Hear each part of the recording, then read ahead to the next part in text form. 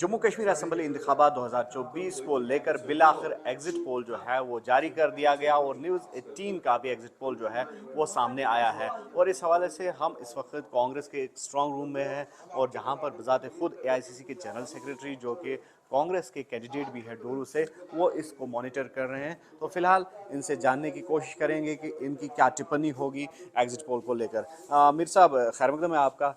चूंकि जिस तरह से आप अभी कांग्रेस पार्टी के जनरल सेक्रेटरी भी हैं और दो एग्जिट पोल सामने आए हैं, एक हरियाणा को लेकर और दूसरा जम्मू कश्मीर को लेकर, तो सबसे पहले रिएक्शन जानना चाहेंगे आपका।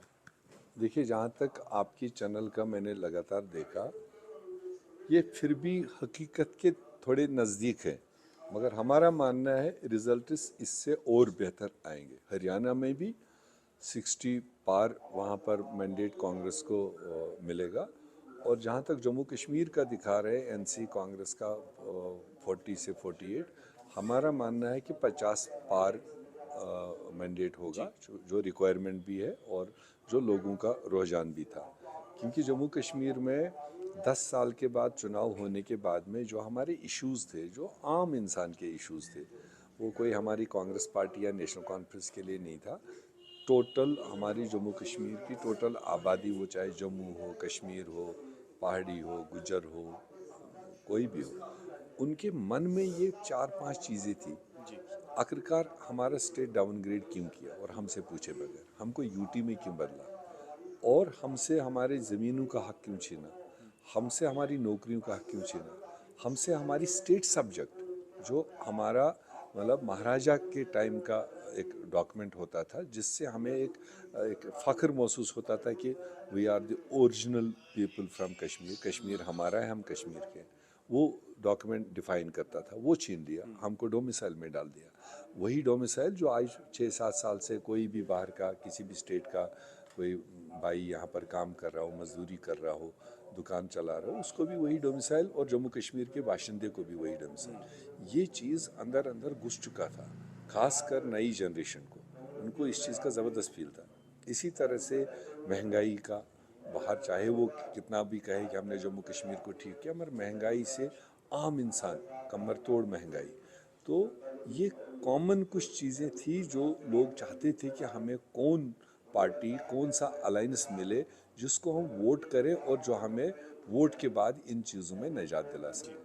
तो वो चीज़ें हमने नेशनल कॉन्फ्रेंस कांग्रेस ने, जहाँ बड़े इश्यूज़ स्टेट को रेस्टोर करने की, ज़मीनों का हक वापस देने के लिए, नौकरियों का हक वापस देने, उसके अलावा हमने 6-7 गारंटीज़, और वो भी राहुल गांधी जी ने रिलीज़ की। क्योंकि जम्मू कश्मीर के अंदर इस वक्त सबसे बड़ी क्रेडिबिलिटी राहुल जी की बात पर था, और उन्होंने रिलीज़ किया। चाहे उसमें हमने 5 किलो को 11 किलो राशन पर हेड मिलने की बात है, लोगों ने भरोसा किया, क्योंकि ये राइस ईटर स्टेट है, तो 5 किलो से तो कोई गुजारा होता नहीं था।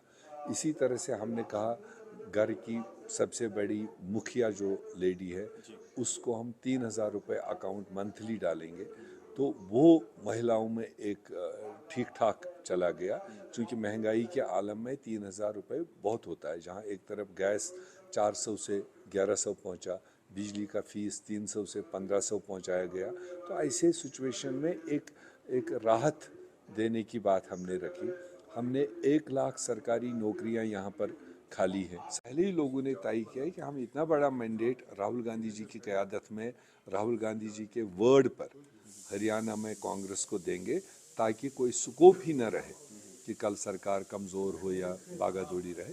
तो इसलिए मेरा मानना है 60 पार वहाँ पर भी मैंडेट कांग्रेस पार्टी हासिल करे। तो जम्मू कश्मीर की अगर हम बात करेंगे तो क्या आपको लगता है, जिस तरह से चलिए मान लेते हैं कि आप मेजॉरिटी सीट्स जो है वो हासिल करने में कामयाब रहेंगे, लेकिन एक मजबूत सरकार बनाने के लिए क्या आप नहीं समझते हैं कि कुछ और सीट्स चाहिए आपको? तो उसके लिए क्या आप पीडीपी के साथ जो है इलाहा कर सकते हैं? एक सेफ सरकार आपके 50 मेंबर पर बनती है, यहाँ 90 की है, कुछ नॉमिनेटेड भी आएंगे, उनको भी वोटिंग राइट है। 95 में से 48-49 ठीक है, बट हम कह रहे हैं कि हम 50 पार करेंगे अपना अलायंस।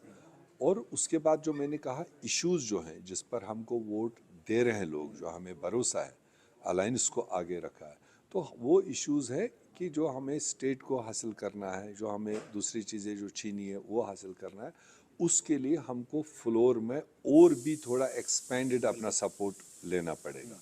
तो उसके लिए तो हम चुनाव से पहले भी ओपन ऑफर दिए थे कि जो भी लाइक माइंडेड लोग हैं आइए एक ही प्लेटफार्म पर मिले। उसमें कहाँ क्या दिक्कत हुई वो इस वक्त चर्चा नहीं, मगर रिजल्ट आने के बाद भी हमारा मौक़िफ़ होगा, हम अपील भी करेंगे, हम उस स्टेट का डिज़ाइन तैयार करके दिल्ली को कंपेल करेंगे कि हमें ये स्टेट वापस दो।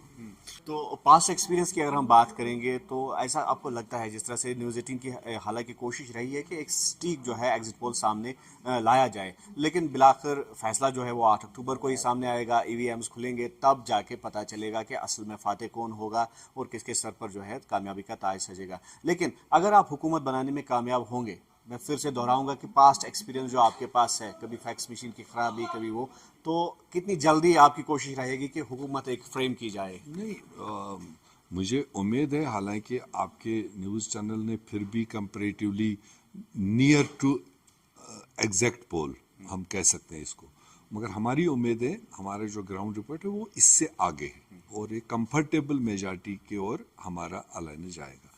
तो जब कंफर्टेबल मेजॉरिटी के साथ हम 8 तारीख को आएंगे, विद इन नो टाइम उसमें कोई फैक्स मशीन का कोई स्कोप नहीं दिया जाएगा। और इस वक्त ये देश भी देख रहा है, देश के तमाम लोग जम्मू कश्मीर के चुनाव पर नज़र रखे और भी देश के बाहर भी नज़र रखी जा रही है, क्योंकि जो तजुर्बे यहाँ पर हुए हैं, तो मेरे ख्याल से गवर्नर साहब को, लेफ्टिनेंट गवर्नर को अभी से फैक्स मशीनों की तारे वारे ठीक करके रखनी होगी, सर्विस करके रखनी होगी। और फैक्स मशीन पर हम छोड़ेंगे नहीं, हम तो अवेलेबल है, अब तो 4 कदम की दूर पर है।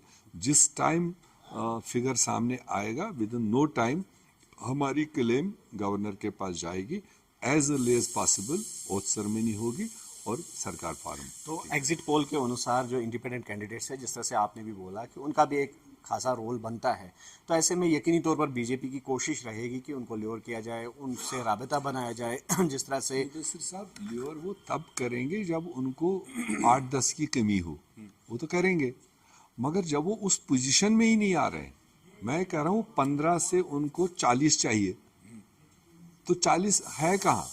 बहुत ज़्यादा इंडिपेंडेंट होंगे, 7 या 8 होंगे, तो 7 या 8 भी वो लेकर मतलब किसी तरह से लालच दे करके ले भी ले तो करेंगे। बट मेरा मानना है जो इंडिपेंडेंट जीत के आएंगे उसमें 90% सेकुलर सोच के लोग होंगे, और जब सेकुलर सोच के होंगे, नीचे से वो वोट किसी एजेंडे पर लेकर आएंगे। किसी हालत में वो, अगर बीजेपी को एक भी कम पड़ेगा, नहीं जाएगा उनमें से कोई, ये मैं आपको गारंटी के साथ कह रहा हूँ, क्योंकि वो सारे जो हमारी नज़र से सामने दिख रहे हैं वो सारे सेकुलर सोच के लोग हैं, और नीचे से ऐसी जगह से वो वोट लेकर आ रहे हैं जहां वोटर उनको कल पीटेगा। और उसमें कुछ लोग ऐसे हैं कि जो पहली शक शुबा में है कि एक पार्टी छोड़कर दूसरी में, दूसरी छोड़कर तीसरी में। अब अगर फिर वो एक बार वादा खिलाफी अपने वोटर के साथ करेंगे तो उनको भुगतना पड़ेगा, उनके कैरियर पर वो सवाल आएगा। तो इसलिए मेरा ये मानना है कि जैसे मैंने कहा, जब मैंडेट कंफर्टेबल मैंडेट निकलेगा, हमारी अपील सारी लाइक माइंडेड पार्टीज और लाइक माइंडेड इंडिविजुअल्स के लिए होगी कि सरकार तो यहाँ यूटी में फिलहाल 1+8 बनना है, तो उसमें बहुत ज़्यादा स्कोप नहीं, ज़्यादा लोगों को लालच नहीं रखनी चाहिए मैं मंत्री बनूं या मैं कोई उप मुख्यमंत्री बनूं। वो तो एक फॉर्मेशन है। लड़ाई हमको मिलजुल कर लड़नी फुल फ्लैश स्टेट के लिए। जब फुल फ्लैश स्टेट आएगा उस वक्त हम एक्सपेंशन भी कर सकते हैं, उस वक्त और लोगों को भी अकोमोडेट कर सकते हैं, वो बात की बात है। शुक्रिया आपका। तो ये थे एआईसीसी के जनरल सेक्रेटरी जीए मीर, तो जिनका ये कहना है कि न्यूज़ 18 का जो एग्जिट पोल सामने आया है तो कहीं ना कहीं वो मेल खाता है जो इनकी तवक्कात है। तो इस हवाले से जिस तरह से आप देख रहे हैं लगातार कि ये स्ट्रांग रूम कायम किया हुआ है, एक वार रूम कायम किया गया है कांग्रेस की तरफ से, और लगातार यहाँ पर आप देख सकते हैं कि न्यूज़ 18 को वॉच किया जा रहा है। और हमारे साथ जुड़े हैं नेशनल कॉन्फ्रेंस के जो सीनियर लीडर हैं एडवोकेट अब्दुल मजीद भट्ट लारमी। लारमी साहब, आपसे जानना चाहेंगे फर्स्ट हैंड जो आपका अनुभव रहा एग्जिट पोल को लेकर। एग्जिट पोल जो यहाँ पे हम देख रहे हैं तो मुझे लगता है कि ये बहुत कम है। हम 55 से पार जाएंगे, जो हमारी इंडिया अलायंस है, तो हम 55 को क्रॉस करेंगे इंशाल्लाह। हुकूमत हम बनाएंगे तो जो बीजेपी का यहाँ पे प्लान है, जो वो एजेंडा यहाँ पे चला रहे, वो इनका फेल होगा इंशाल्लाह, टोटली फेल होगा।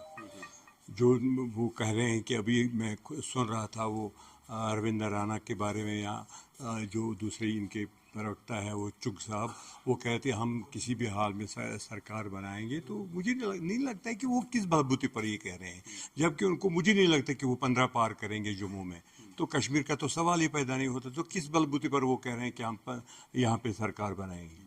तो ये बिल्कुल गलत है। हम इंशाल्लाह रहमान सरकार बनाएंगे, इंशाल्लाह रहमान। हमारा जो अलायंस है, ये अलायंस आगे भी चलता रहेगा, पहले भी चला है और कामयाबी से चलेगा। तो आप मानते हैं कि ये एग्जिट पोल जो है कहीं ना कहीं राहत है, जो इंडिया अलायंस की अगर हम बात करेंगे, या फिर यहाँ पर जो गठबंधन है कांग्रेस और एनसी का?